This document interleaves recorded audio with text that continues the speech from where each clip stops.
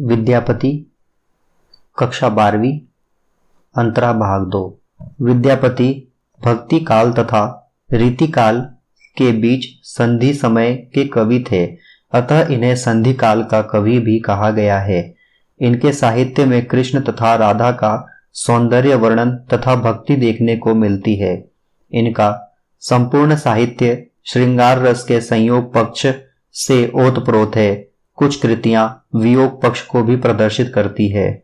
इनकी रचनाओं को आज भी बिहार तथा पूर्वांचल के क्षेत्रों में बड़े ही उत्साहपूर्ण ढंग से गाया जाता है।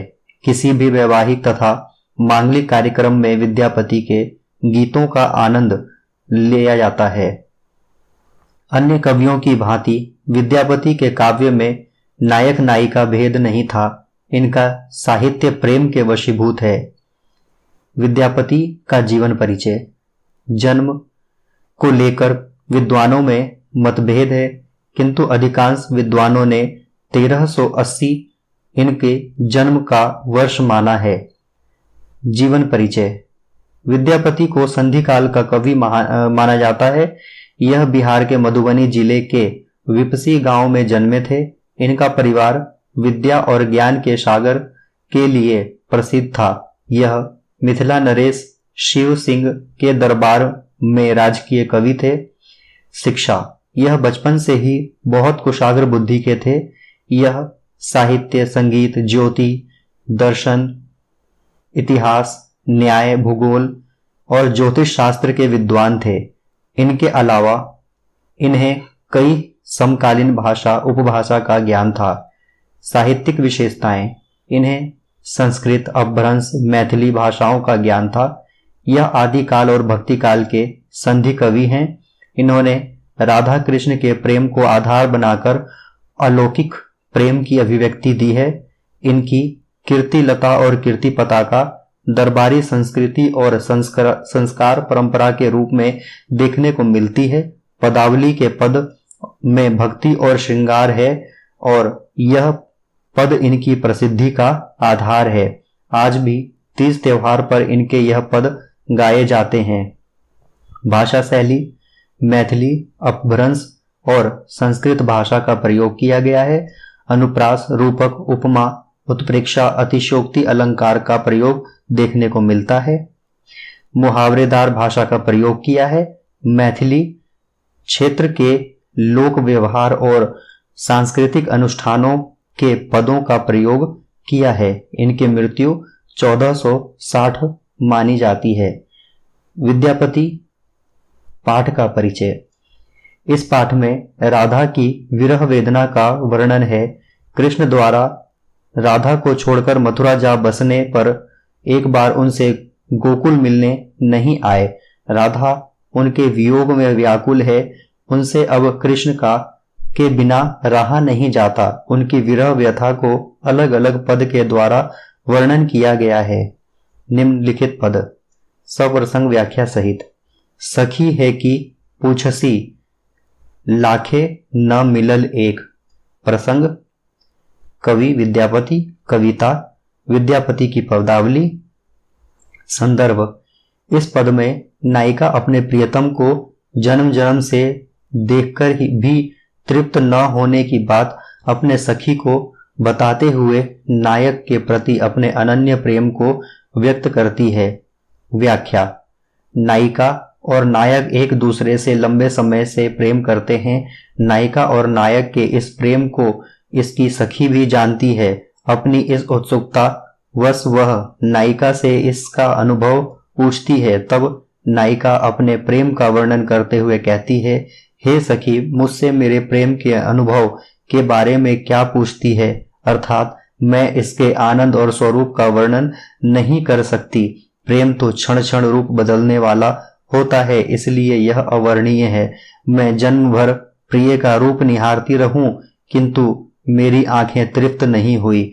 उनके मधुर वचनों को कानों से सुनती रहती हूं, किंतु कानों को संतुष्टि नहीं हुई। न जाने कितनी रातें मैंने अपने प्रियतम के साथ व्यतीत की है, परंतु फिर भी यह नहीं समझ सकी कि मिलन का आनंद क्या होता है। लाखों लाख युगों तक मैंने अपने प्रियतम को हृदय में रखा, किंतु फिर भी मेरे हृदय की जलन शांत नहीं हुई। यह सखी मेरी बात ही क्या, कितने रसिक लोगों ने इसका उपयोग किया है, किंतु इसका पूर्ण अनुभव किसी को नहीं हुआ। विद्यापति जी कहते हैं कि प्राणों को शांति प्रदान करने वाला लाखों में एक नहीं मिला, अर्थात प्रेम अनुभूति की जलन ज्यों की त्यों बनी रही। विशेष कवि ने प्रेम अनुभूति को व्यक्तिगत अनुभव बताया, जो अलौकिक एवं स्वयं अनुभव करने योग्य है। काव्य सौंदर्य नायिका की विरह वेदना का वर्णन है, श्रृंगार रस के संयोग पक्ष का वर्णन है, मैथिली भाषा है, माधुर्य गुण विद्यमान है, अनुप्रास, पुनरुक्ति, यमक, विरोधाभास, अतिशोक्ति अलंकारों का प्रयोग हुआ है, छंद पद है। दूसरा सप्रसंग व्याख्या। कुसुमति कानन लखीमा देई रमना। प्रसंग कवि विद्यापति, कविता विद्यापति की पदावली। संदर्भ इसमें नायिका की व्यथा का वर्णन है। वह विरह में दिन प्रतिदिन कमजोर होती जा रही है। व्याख्या राधा की सखी कृष्ण के सामने राधा की विरह अवस्था का वर्णन करते हुए कहती है कि कमल के समान रूपवती राधा खिले हुए फूलों को देखकर भी अपनी आंखें बंद कर लेती है, अर्थात यह मिलन के प्रतीक है जो अब विरह में उसे दुख पहुंचा रहे हैं। हे माधव, हमारी बात सुनो, तुम्हारी प्रेम को याद करके वह बहुत दुर्बल कमजोर हो गई है। यदि वह धरती पर बैठ जाती है तो उससे उठा भी नहीं जाता। वह अपनी व्याकुल दृष्टि से चारों दिशाओं में देखती रहती है कि शायद तुम आ जाओ, और निराश होने लग जाती है। तुम्हारे विरह में वह क्षण क्षण इतनी दुर्बल होती जा रही है जैसे 14 का चांद। विद्यापति राजा शिव सिंह के आश्रय कवि थे, अतः वे उनकी प्रशंसा में कहते हैं कि राजा शिव सिंह विरह के प्रभाव को जानते हैं, अतः वह अपनी पत्नी लखीमा देवी के साथ रमण करते रहते हैं। काव्य सौंदर्य नायिका की विरह वेदना का सुंदर चित्रण है। भाषा मैथिली, रस वियोग श्रृंगार, धरनी धनी धनी में अनुप्रास अलंकार, गुनी गुनी छन छन में विप्सा अलंकार, विरह की अतिशोक्तिपूर्ण वर्णन है, गुण माधुर्य है, शैली चित्रात्मक है, भाषा सरल व सरस है। विद्यापति की पदावली। काव्य सौंदर्य जन्म अवधि हम पथ परस गेल। भाव सौंदर्य विद्यापति नायिका के माध्यम से यह बताना चाह रहे हैं कि सच्चे प्रेम में कभी तृप्ति नहीं मिलती। नायिका की सखी के पूछे जाने पर नायिका उसे बताती है कि वह जन्म जन्मांतर से अपने प्रेमी को निहारती चली आ रही है, परंतु अभी तक उसके नेत्रों को उसे देखने की इच्छा है। वह अपने प्रियतम के मीठे बोलों को सुनती आ रही है, फिर भी वह उसके लिए नवीन है, अर्थात वह कहना चाहती है कि सच्चे प्रेम में मिलन के बाद भी अतृप्ति बनी रहती है। काव्य सौंदर्य कवि विद्यापति, कविता विद्यापति की पदावली, छंद कविता, तुकांत, गुण माधुर्य, भाषा मैथिली, रस वियोग श्रृंगार, श्रवणहि सुनहि श्रुति व पथ परस में अनुप्रास अलंकार, शैली चित्रात्मक बिंबात्मक, प्रेम के उदात्त रूप का वर्णन है, भाषा में रसात्मकता है। महत्वपूर्ण प्रश्न उत्तर विद्यापति की पदावली से। प्रश्न कवि नयन न तिरपित भेल के माध्यम से विरहणी नायिका की किस मनोदशा को व्यक्त किया गया है। उत्तर यहाँ कवि बताना चाहता है कि सच्चे प्रेम में व्यक्ति कभी तृप्त नहीं होता। नायिका भी जन्म जन्मांतर से नायक के साथ है, फिर भी वह उससे एक क्षण के लिए कभी अलग नहीं होना चाहती, और यही प्रेम का आदर्श रूप भी है। प्रेम हमेशा नवीन रहता है, उससे तृप्त होना संभव नहीं है। नायिका की भी यही मनोदशा है। प्रेम सेह पीड़ित अनुराग बरखानिया बरवानिया तिल तिल नूतन होए से कवि का क्या आशय है? कवि का आशय यही है कि प्रेम स्थिर नहीं है और यह अनुभव की चीज है, वर्णन की नहीं। प्रेम में प्रतिपल नवीनता आती रहती है, अर्थात प्रेम प्रतिपल और मजबूत, गहरा और नवीन होता रहता है। अतः इसका वर्णन संभव नहीं है, इसे तो केवल महसूस किया जा सकता है। प्रश्न, प्रियतमा के दुख का क्या कारण है? उत्तर, प्रियतमा के दुख का मुख्य कारण यह है कि उसका प्रियतम उसके निकट नहीं है। यहाँ राधा और कृष्ण की का संदर्भ लिया गया है। प्रियतमा अर्थात राधा, प्रियतम कृष्ण। कृष्ण गोकुल छोड़कर मथुरा चले गए थे, जहां उनके वास्तविक माता पिता थे। राधा गोकुल के निकट बरसाना गांव की रहने वाली थी। दोनों गांव निकट होने के कारण वह सदैव मिला करते थे। उनके परिवार आपस में त्योहार उत्सव आदि मनाया करते थे। राधा और कृष्ण अवतारी थे जो विष्णु और लक्ष्मी के रूप माने गए हैं। दोनों में अनन्य प्रेम था। मथुरा चले जाने के उपरांत दोनों का मिलन नहीं हो पा रहा था। सावन का महीना आने पर, प्रियतम के निकट न होने पर यह खुशी का महीना दुख का प्रतीत हो रहा था।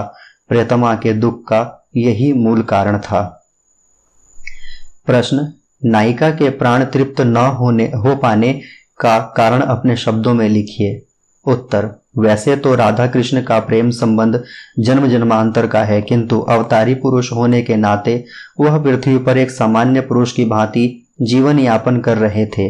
प्रेम निश्चल और निस्वार्थ होता है। वह अपनी ओर सदैव आकर्षित करता रहता है। प्रेम के वशीभूत जो व्यक्ति हो जाता है वह प्रेम का विरह सहन नहीं कर पाता। नायिका का प्राण तृप्त न होने का कारण यही था, उसका नायक उसके समक्ष नहीं है। वैसे भी प्रेम में थोड़ी सी भी विरह सहन नहीं होती।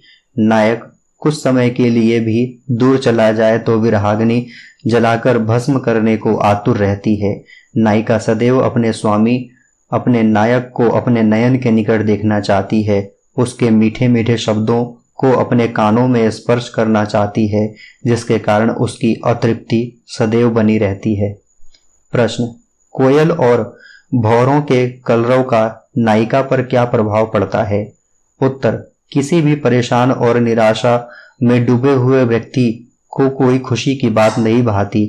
कोई मधुर संगीत कानों को प्रिय नहीं लगता। यही स्थिति नायिका के साथ है। उसका नायक उससे काफी दूर चला गया है, जिसके कारण अब उसकी भेंट नहीं हो पाती। वह दिन रात विरहाग्नि में जलती रहती है। ऐसी स्थिति में कोयल और भंवरों के कलरव से उसका मन व्यतीत हो जाता है और यह ध्वनि को वह सुनना नहीं चाहती, क्योंकि यह ध्वनि उसके प्रियतम की याद दिलाती है। वास्तविकता यह है कि उसका प्रियतम उसके निकट नहीं है और ना ही उससे मिलने की कोई संभावना है। इसलिए नायिका पर इस कलरव का विपरीत प्रभाव पड़ता है। इस पाठ से संबंधित कुछ बातें। विद्यापति के गीतों का व्यापक प्रभाव पूर्वांचल क्षेत्र में है और विशेषकर बिहार में देखने को मिलता है। किसी भी तीज त्योहार या शुभ मांगलिक अनुष्ठानों में विद्यापति के गीतों को गाया जाता है। इनके पद आज भी लोकगीत के रूप में गाए जाते हैं। इन्होंने राधा कृष्ण के प्रेम को अपने विषय बनाते हुए काव्य की रचना की। यह संधि काल के कवि माने गए हैं, क्योंकि भक्ति काल का समय उस समय चरम स्थिति पे था तथा रीति काल का आगमन हो चुका था। अतः इस समय में रचना करने के कारण इन्हें संधि काल का कवि माना गया है। विद्यापति दरबारी कवि थे, अतः इनके काव्य में श्रृंगार तथा वीर रस का होना कोई आश्चर्य की बात नहीं थी।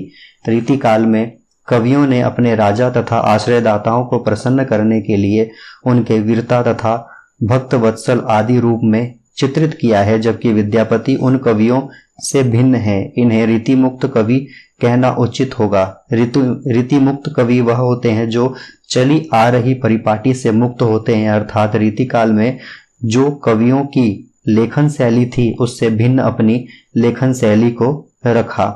विद्यापति के गीतों में लोक संस्कृति तथा क्षेत्रीय बोली आदि की झलक मिलती है जो पाठकों को लोक जीवन से जोड़ती हुई प्रतीत होती है। आज भी ग्रामीण परिवेश में जब गीत गायन के लिए मंडली बैठती है तो विद्यापति के पद बिना यह बैठक अधूरी रहती है। अन्य इसी प्रकार के वीडियो आप प्राप्त कर सकते हैं इस चैनल पर, इसलिए इस चैनल से आप जुड़ जाइए, सब्सक्राइब कर लीजिए। आपके विद्यालय से संबंधित सभी प्रकार के विषय वस्तु यहाँ उपलब्ध होते रहेंगे। धन्यवाद।